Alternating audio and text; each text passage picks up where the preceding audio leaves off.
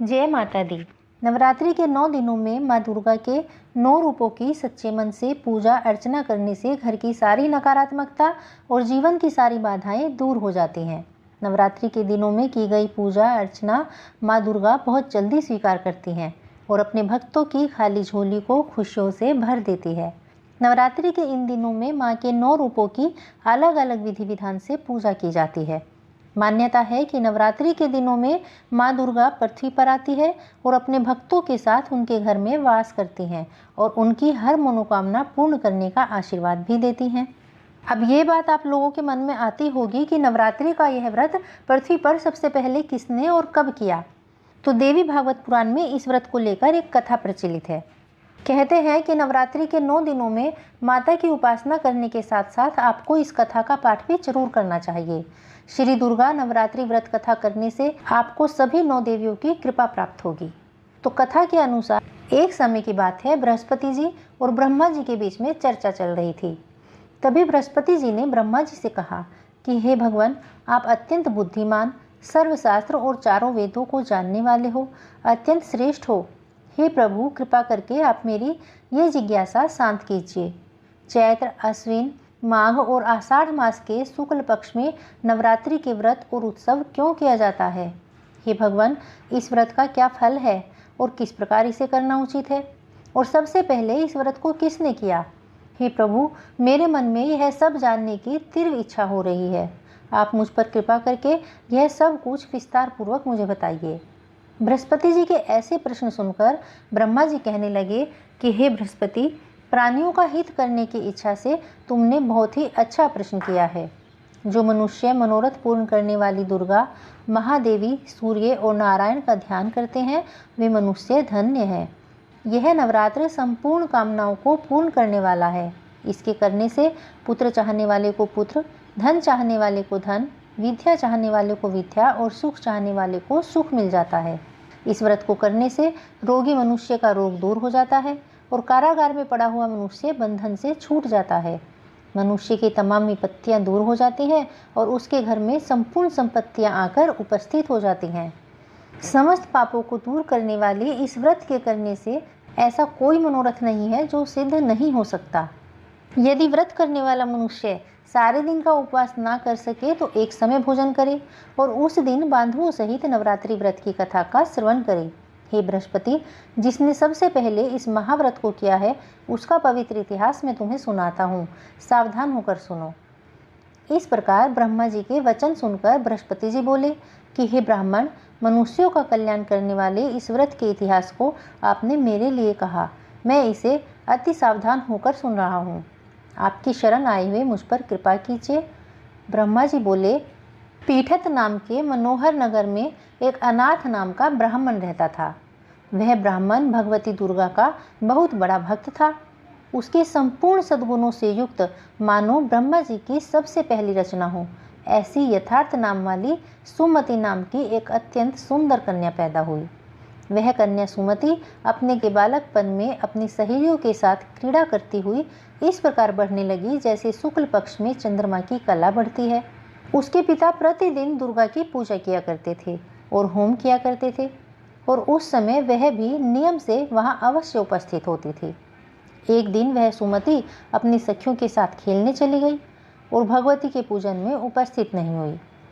उसके पिता को अपनी पुत्री की ये असावधानी देखकर बहुत क्रोध आया और वह अपनी पुत्री से कहने लगा कि हे दुष्ट पुत्री, आज प्रभात में तुमने भगवती का पूजन नहीं किया। इस कारण मैं किसी कुष्ठी और निर्धन मनुष्य के साथ तेरा विवाह करूंगा। और इस प्रकार क्रोधित पिता के ये वचन सुनकर सुमति को बड़ा दुख हुआ और वह अपने पिता से कहने लगी कि हे पिताजी, मैं आपकी कन्या हूँ, मैं सब तरह से आपके अधीन हूँ।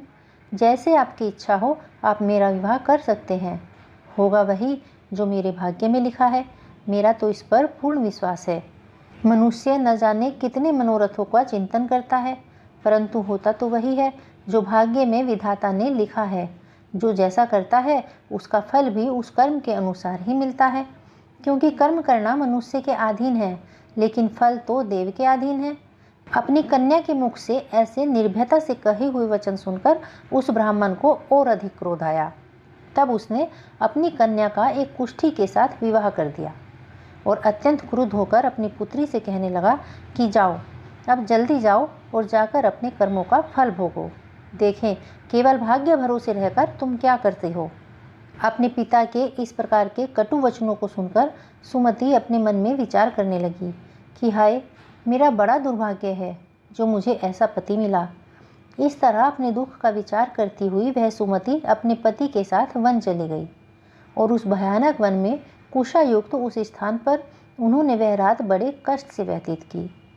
उस गरीब बालिका की ऐसी दशा देखकर भगवती दुर्गा उसके पूर्व पुण्य के प्रभाव से प्रकट होकर सुमति से कहने लगी कि हे ब्राह्मणी, मैं तुझ पर बहुत प्रसन्न हूँ।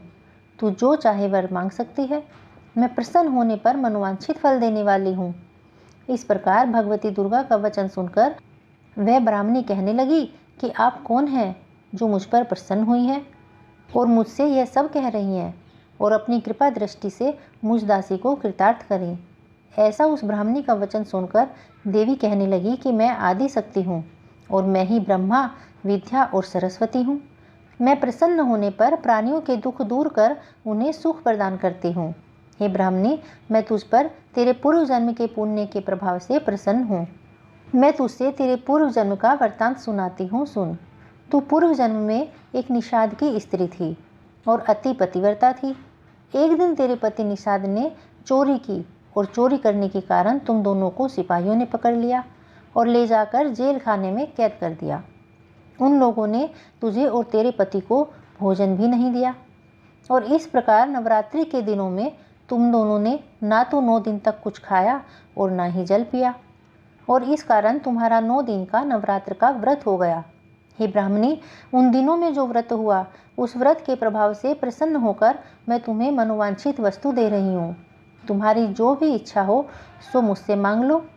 इस प्रकार माता के ये वचन सुनकर वह ब्राह्मणी बोली कि अगर आप मुझ पर प्रसन्न हैं तो हे दुर्गे, मैं आपको प्रणाम करती हूँ। कृपा करके मेरे पति के कोढ़ को दूर कर दीजिए। देवी कहने लगी कि उन दिनों में जो तुमने व्रत किया था उस व्रत के एक दिन का पुण्य अपने पति का कोढ़ दूर होने के लिए उसे अर्पण करो। मेरे प्रभाव से तेरा पति कोढ़ से रहित और सोने के समान शरीर वाला हो जाएगा।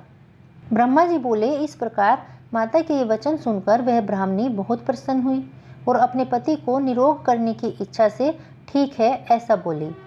फिर उसने अपने पूर्व जन्म के नवरात्रि के एक दिन के व्रत का पुण्य अपने पति को अर्पण करने का संकल्प लिया और उसके ऐसा करने से उसके पति का शरीर भगवती दुर्गा की कृपा से कुष्ठहीन होकर अत्यंत कांति युक्त हो गया, जिसकी कांति के सामने चंद्रमा की कांति भी क्षीण हो जाती है। वह ब्राह्मणी अपने पति की ऐसी मनोहर देह को देखकर देवी को अति पराक्रमी वाली समझकर उसकी स्तुति करने लगती है कि हे दुर्गे, आप दुर्गत को दूर करने वाली, तीनों जगत का संताप हरने वाली हो, समस्त दुखों को दूर करने वाली हो, रोगी मनुष्यों को निरोग करने वाली हो, प्रसन्न होने पर मनोवांछित वस्तु को देने वाली हो और दुष्ट मनुष्य का नाश करने वाली हो। तुम ही इस सारे जगत की माता और पिता हो। हे अम्बे, मुझ अपराध रहित अबला का मेरे पिता ने इस कुष्ठ के साथ विवाह कर मुझे घर से निकाल दिया। उसकी निकाली हुई मैं इस पृथ्वी पर भटक रही हूँ। आपने ही मेरा इस आपत्ति रूपी समुद्र से उद्धार किया है। हे माता, मैं आपको प्रणाम करती हूँ, मुझ दीन की रक्षा करो। ब्रह्मा जी बोले कि हे बृहस्पति देव, इस प्रकार उस सोमती ने मन से देवी की बहुत स्तुति की और उसकी की हुई ये स्तुति सुनकर देवी को बहुत संतोष हुआ और वह ब्राह्मणी से कहने लगी कि हे ब्राह्मणी, तुम्हारे उदायल नाम का एक अति बुद्धिमान, धनवान, कीर्तिवान और जितेंद्रिय पुत्र शीघ्र ही होगा। और ऐसा कहकर वह देवी उस ब्राह्मणी से फिर से कहने लगी कि हे ब्राह्मणी, जो कुछ तेरी इच्छा हो वही मनोवांछित वस्तु तुम मांग सकती हो। ऐसा भगवती माता का वचन सुनकर सुमति बोली कि हे भगवती दुर्गे, अगर आप मुझ पर प्रसन्न हैं तो कृपा कर मुझे नवरात्रि की विधि बताइए।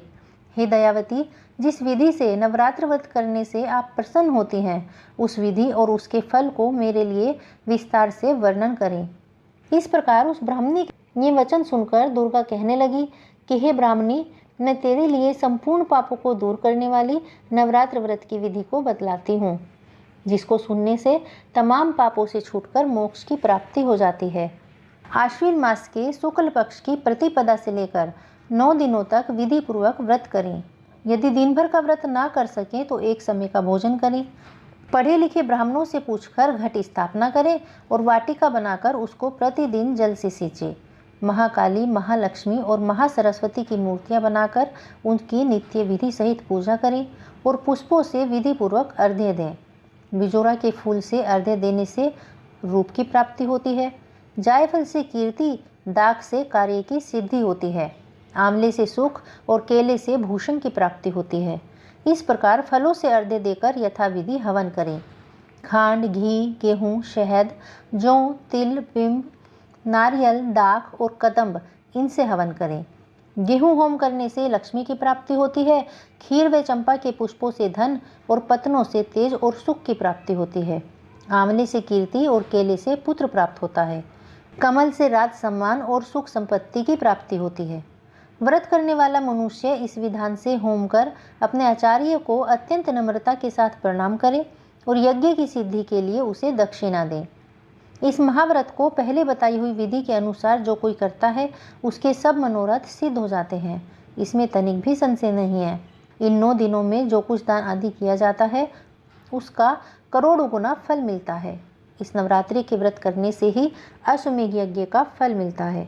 हे ब्राह्मणी, इस संपूर्ण कामनाओं को पूर्ण करने वाले उत्तम व्रत को तीर्थ, मंदिर अथवा घर में ही विधि के अनुसार करें। ब्रह्मा जी बोले कि हे बृहस्पति, इस प्रकार उस ब्राह्मणी को व्रत की विधि और फल बताकर देवी अंतर ध्यान हो गई। जो मनुष्य या स्त्री इस व्रत को भक्ति पूर्वक करता है वह इस लोक में सुख पाकर अंत में दुर्लभ मोक्ष को प्राप्त होता है। हे बृहस्पति, यह दुर्लभ व्रत का पूरा महात्म्य मैंने तुम्हें बता दिया है। ऐसे ब्रह्मा जी के वचन सुनकर बृहस्पति जी आनंद के कारण रोमांचित हो गए और ब्रह्मा जी से कहने लगे कि हे ब्रह्मा जी, आपने मुझ पर अत्यंत कृपा की जो अमृत के समान इस नवरात्रि का महात्म्य सुनाया। हे प्रभु, आपके बिना और कौन इस महात्म्य को सुना सकता है। ऐसे बृहस्पति जी के वचन सुनकर ब्रह्मा जी बोले कि हे बृहस्पति, तुमने सब प्राणियों का हित करने वाले इस अलौकिक व्रत को पूछा, इसलिए तुम धन्य हो। यह भगवती शक्ति संपूर्ण लोकों का पालन करने वाली है। भला इस महादेवी के प्रभाव को कौन जान सकता है। तो प्रेम से बोलिए जय माता दी। भगवती दुर्गा की जय, नव दुर्गाओं की जय।